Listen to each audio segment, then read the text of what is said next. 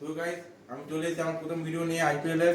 তো জানো কালকে থেকে আইপিএল শুরু হচ্ছে, কালকে 28 মার্চ। তো প্রথম ম্যাচ আরসিবি বনাম এসআরএইচ হবে। তো জানোই আগের বছর আরসিবি জিতেছে।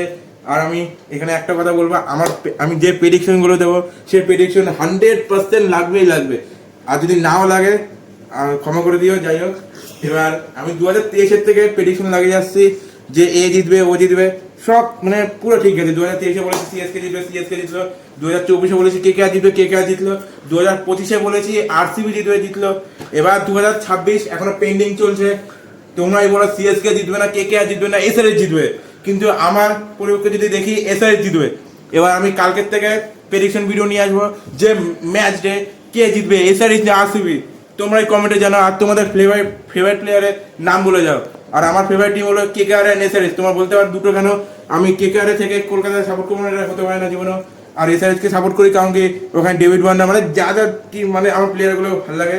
আর কালকে নিয়ে আসবো সকাল 12টার আগে চলে আসবে প্রেডিকশন কে জিতবে।